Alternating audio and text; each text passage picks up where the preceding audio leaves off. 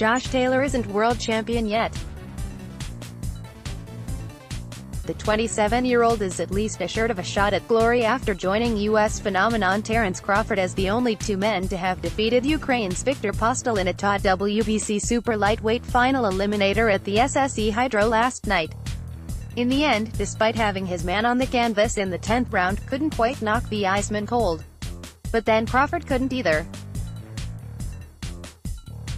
Pitting together the number 1 and number 2 contenders in the rankings, the winner knew he would become mandatory challenger for the belt currently owned by Jose Ramirez of the USA, most likely in one of the most illustrious arenas in world boxing. While the Scot will savor the chance to become the first Scottish world champion since Ricky Burns lost the WBA belt at his weight class in April 2017, Postol was left wondering where his career goes now after falling short in his attempt to win back the belt he formerly wore. While the Ukrainian is a wily veteran of 30 pro fights, this was only Taylor's 13th outing as a professional. It proved unlucky for the Ukrainian, losing a unanimous decision with scores of 118 to 110, 117 to 110, 119 to 108. Striding out to one step beyond by madness, Taylor knew victory could see him take a giant leap forward. The early stages were cagey, with the Ukrainian first to take the initiative and the Scot able to dance his way out of trouble. The Scot was more assertive in the second round, drawing a cut above the 34-year-old's right eye. Postal, beaten only once in 11 years as a pro, and not even stopped by Crawford, knows how to take a shot, and he absorbed a huge Taylor left hand in the third. The fourth and fifth rounds were more even, and the seventh round in particular put Taylor into more difficulty than at any previous point in his pro career, leaving Shane McGuigan in his corner barking out instructions. But the Tartan Tornado weathered the storm and came again in the ninth, landing a big one right at the bell. Any respite Postal felt was temporary. The bell saved him again in the 10th, but only after being caught by a huge left which saw him hit the canvas and subjected to an 8 count. The Ukrainian was on fumes now, hanging on in the last 2 rounds, as Taylor opened up in search of the stoppage, but Postal's pride at least took it all the way to points. One man who does have a world title of sorts already, after just 4 pro fights, is Taylor's countryman Lee McGregor. Good luck. MREMA made the 7,500-mile journey from Dar es Salaam in Tanzania, to fight for the right to be named IBF Youth Bantamweight Champion of the World.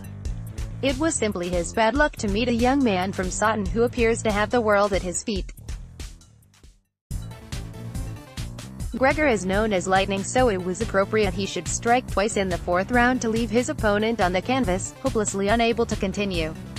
Already on his way down when caught by a final clubbing left hand, there then came a fraught few minutes as the Tanzanian had to be given oxygen on his seat before the final formalities could be concluded. It says something for McGregor's progress as a professional that even this 4th round stoppage was his sternest examination to date.